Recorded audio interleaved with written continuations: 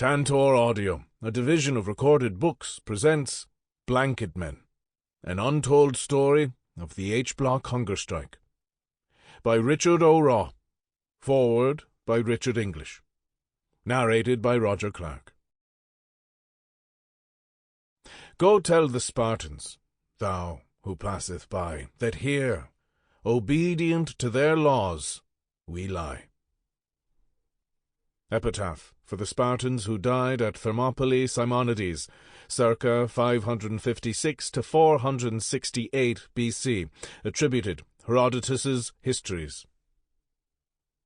Forward to the 2016 edition by Richard English.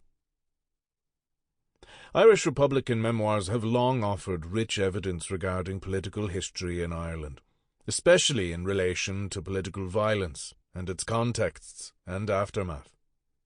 From Ernie O'Malley's evocative War of Independence autobiography, On Another Man's Wound, to Pádraig O'Donnell's mischievous Civil War jail memoir, The Gates Flew Open. Onward into more recent years of Northern resistance, Republican activists have provided reflection, argument, analysis, recollection, and much personal insight regarding Irish struggles. From the modern Troubles era, there are now shelves containing different kinds of necessary reading, written by such people as Danny Morrison, Lawrence McKeown, Anthony McIntyre, Patrick McGee, Tommy McKierney, and Jerry Adams. Much of this material, from Pádraig O'Donnell and Ernie O'Malley to Anthony McIntyre in more recent times, has been produced by people who have broken from the mainstream or orthodox Republican movement, whether in the Civil War of the early 20th century or through the later peace process politics of the North. And much of it also relates to prison. This current book again fits such a pattern. On its initial publication in 2005, Richard O'Raw's Blanketmen caused a famous furore, centred on claims made about the 1981 hunger strike. Having then been IRA Public Relations Officer for the prisoners, O'Raw now claimed that an offer made by the British after only 4 hunger strikers had died was judged by leading prisoners to have contained enough for the strike to be called off, but that the IRA authorities beyond the jail had overruled them and insisted instead on the strike continuing. Available evidence makes clear that a substantial British offer was indeed available prior to the death of the 5th hunger striker, Joe McDonnell. Whether the Republican movement was well advised to reject it remains a matter of sharp dispute, and is likely to do so for years to come. Some would argue that the final 6 strikers died needlessly. Others might suggest that in a revolutionary struggle there are complex choices to be made, and that there can be high yet necessary costs to be paid for certain kinds of political momentum. What is not open to debate, however, is that anyone wanting to understand those grim years of prison war must engage with Richard O'Raw's important first-hand account. This new edition of the book brings again to our attention a compelling and personal narrative of Republican struggle from a former IRA man with a very distinctive voice. The hunger strike controversy is obviously significant, but it has always seemed to me that this book is more important for its wider insights into Republican activism and legacies. For many aspects of non-state political violence and rebellion are illuminated colourfully here, including recruitment, ideology, motivation, and the ending of violent campaigns. Richard O'Raw was just 17 years old when he joined the Provisional Irish Republican Army in 1971.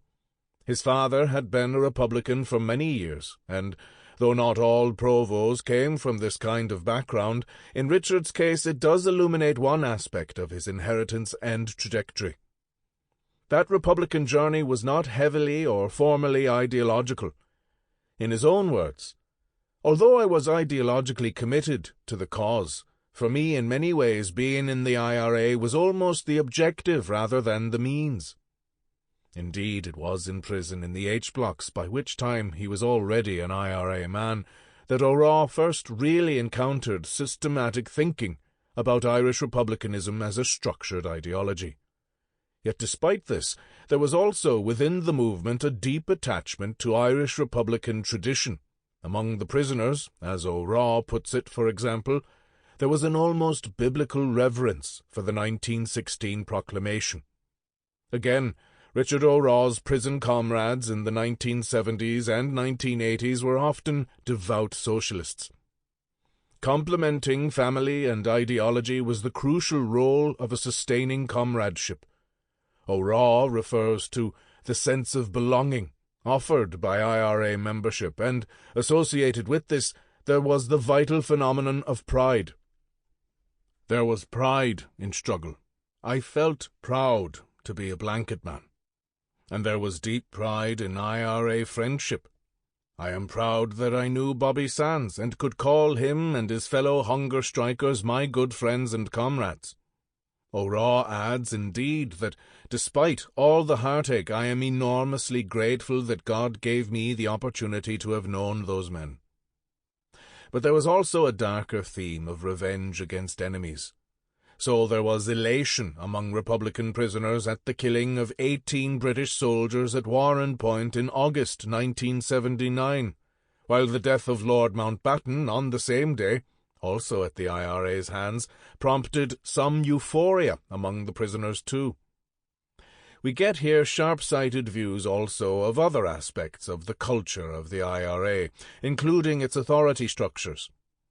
Revolutionary armies, by their nature, are not democratic institutions, O'Raw claims, and the IRA was and is no different. There is also much evidence of commitment and courage, and of a continuing loyalty to old comrades. O'Raw dedicates this valuable memoir to the 10 Republican hunger strikers who lost their lives in 1981. But he also reveals some of the reasons why the IRA's war was eventually brought to an end, and brought to an end without the achievement of its central goals. Part of it involved a shrewd recognition of some key political realities. So, for example, the southern Irish population by and large saw the war in the north as obscene and irrelevant. That being so, a different and longer and more peaceful journey forward towards Republican objectives was judged by many people to make better sense. No violent actor in the Northern Ireland troubles emerged from it with clean hands. But if we are to understand the unique aspects of that conflict, and also to discern echoes of wider global patterns across very different contexts, then one basis for such knowledge will be access to first-hand evidence from those on all sides who actually fought the war. Many people will disagree with Richard O'Raw's politics, but nobody who wants to grasp the nature of the Northern Troubles can ignore important books such as this. Richard English, author of Armed Struggle, The History of the IRA, April 2016. Prologue. It was 8 o'clock on the evening of the 5th of July, 1981. Inside the cells in the H-blocks of Long Kesh prison were hundreds of IRA prisoners, my friends and comrades, men who had been captured and jailed for their part in our decade-long war to expel the British from the north of Ireland.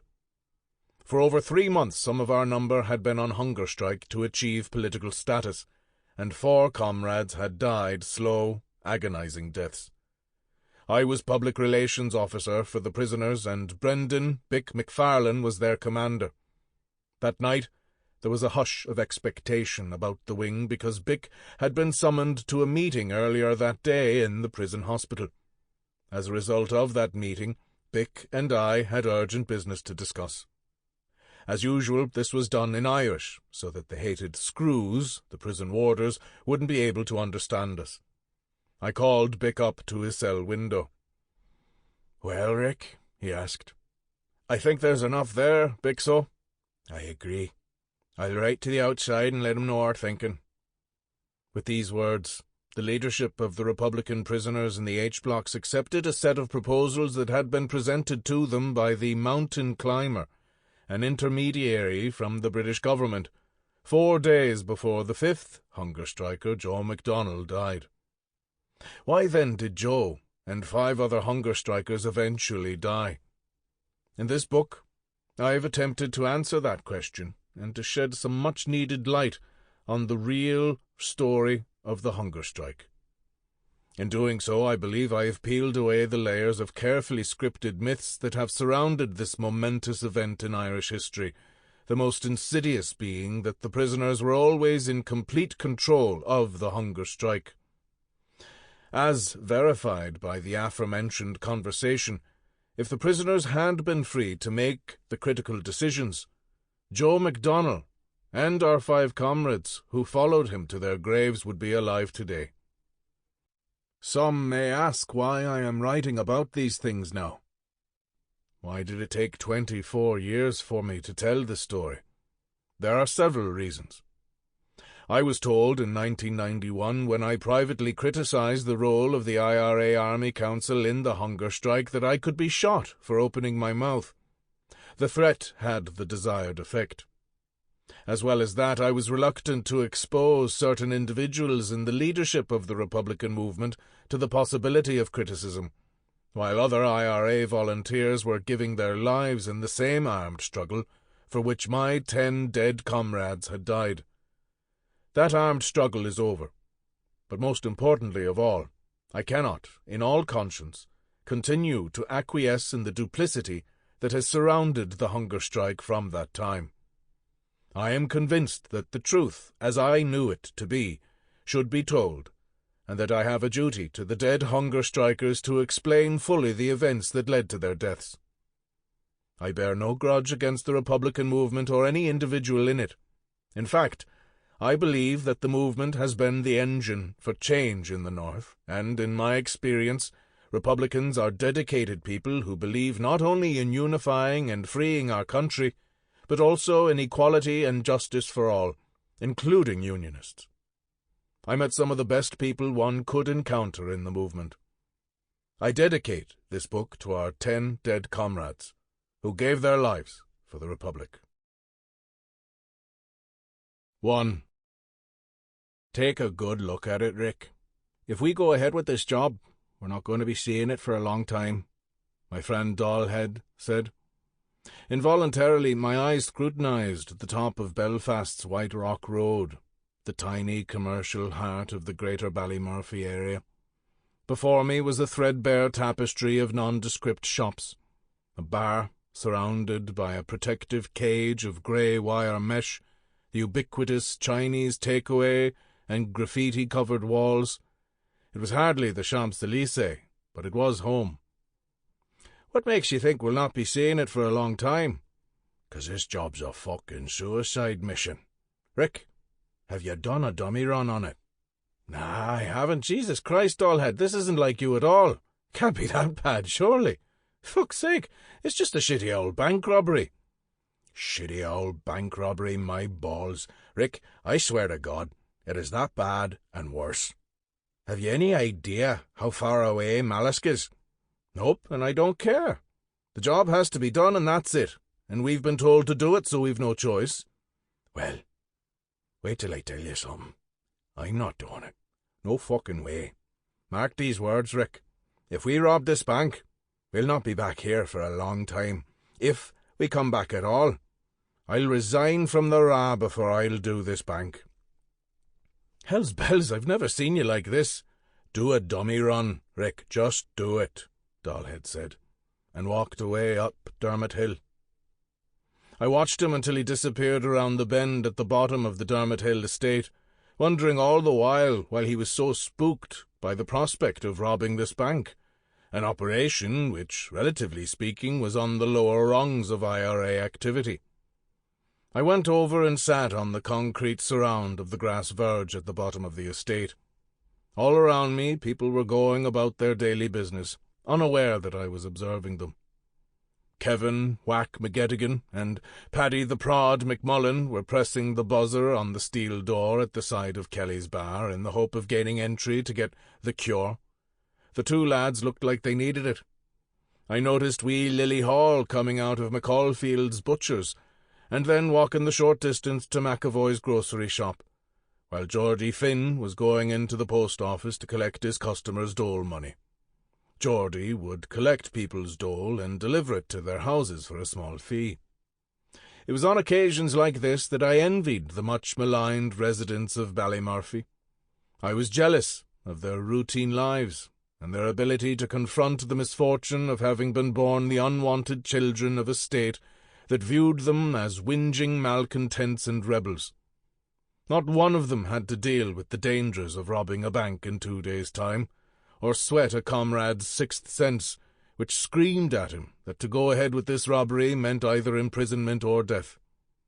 Sometimes, when I sat back and looked at the way my life was panning out, I regretted having inherited my father's passion for rebellion and revolution, for forcing the British to leave Ireland through armed struggle.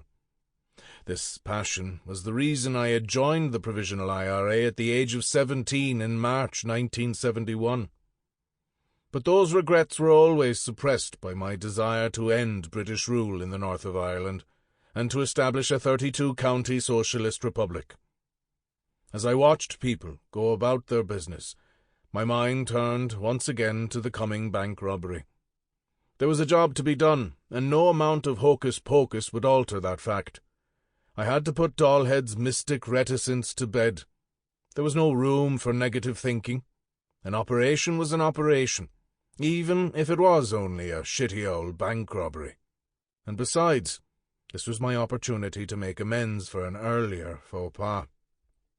On that occasion, another volunteer and I had gotten drunk in Kelly's bar, and when we ran out of money we decided to do a homer, which is an IRA euphemism for a self-gain robbery. We borrowed a sympathizer's vehicle, one that most volunteers in our battalion knew to have been used regularly by the Ballymurphy volunteers, and drove down the Falls Road. We robbed the first place that caught our eye.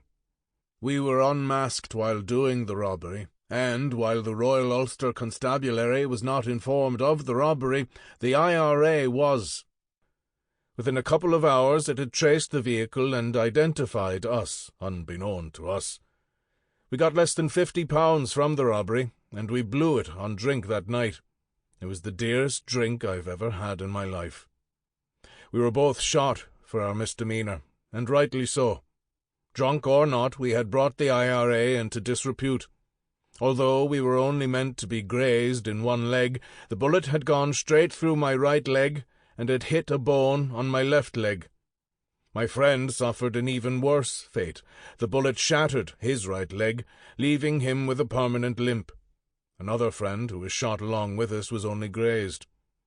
Fortunately, the IRA had phoned for an ambulance before we were shot, and we were quickly transported to the Royal Victoria Hospital.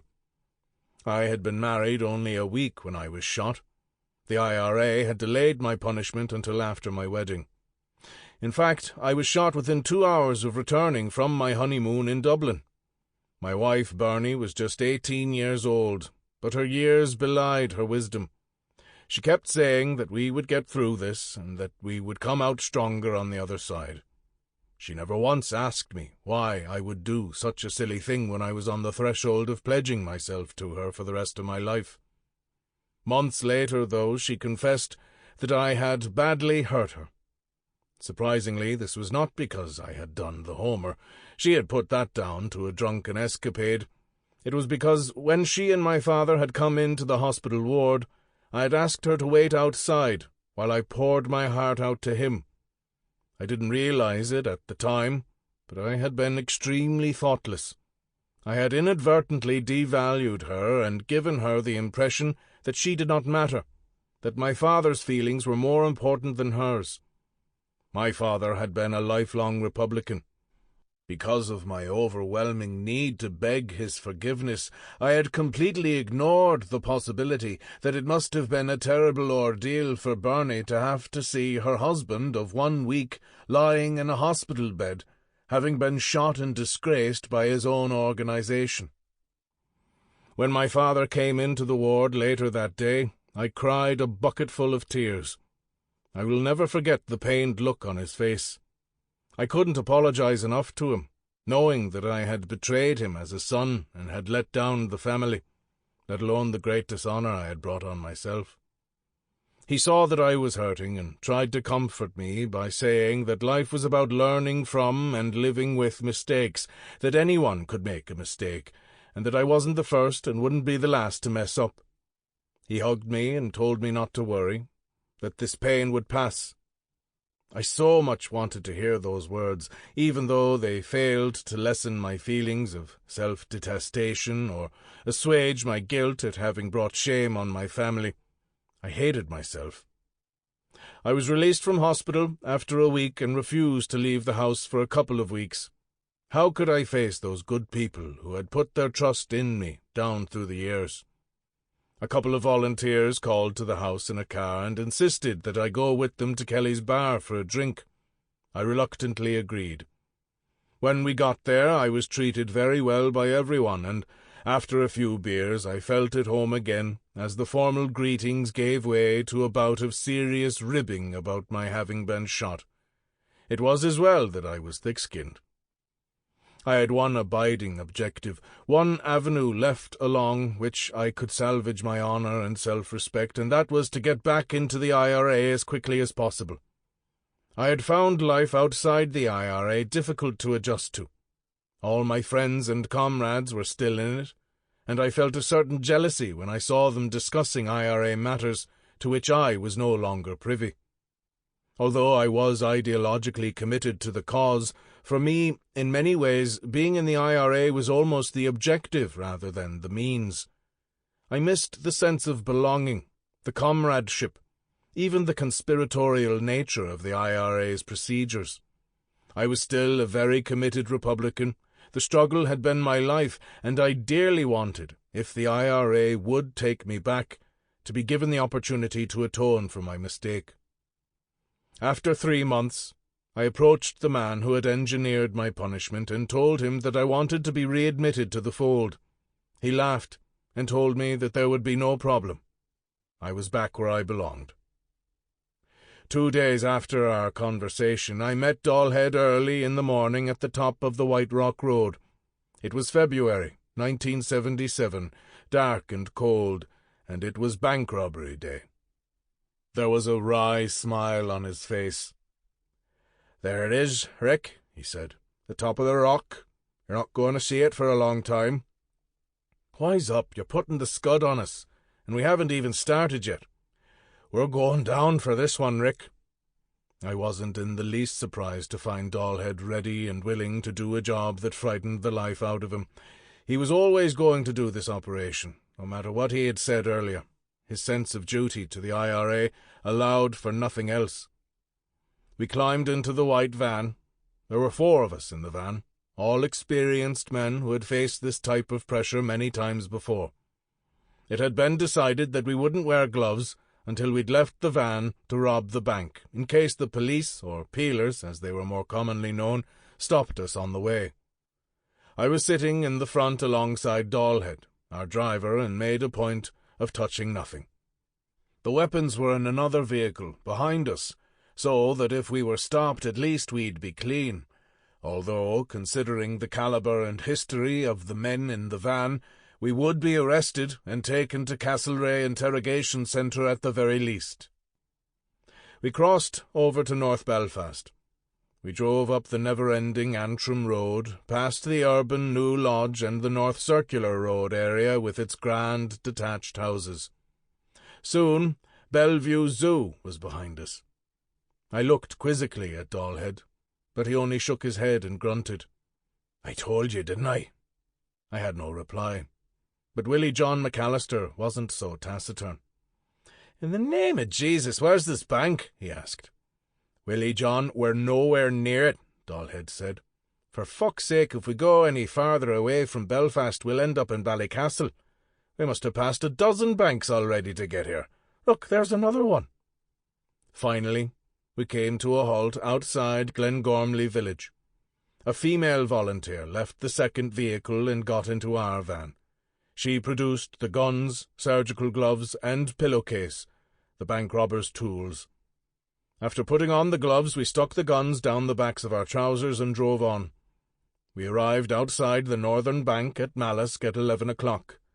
I had never heard of Mallisk before this operation had been proposed, and had no idea where we were. All I knew was that we were miles from the safety of Ballymurphy. We left the van as any workers would, laughing and patting each other on the back, but that was all for show. Behind the smiles and merriment was the tension that comes when an operation is about to take place. Everybody had been allocated a job. Willie John was to scoop the money. Another man was to help me to frighten the staff into obeying our orders. I had overall charge of the robbery in the bank, as well as covering the door. Dollhead would remain outside in the van, along with the female volunteer. When we entered the bank, Willie John went up to the top of the customers' area, and the second man pretended to fill in a form in the middle of the bank. They both gave me the nod that they were ready. I put my hand around the back of my waistband and produced the gun. "Nobody move! This is a robbery. Get away from that counter or I'll fucking blow your heads off," I shouted as loudly as I could, pointing the gun menacingly at the bank staff. While the second man ordered all the customers to lie down on the floor, Willie John had a gun pointed at a bank employee and was ordering him to open a door leading into the back of the bank.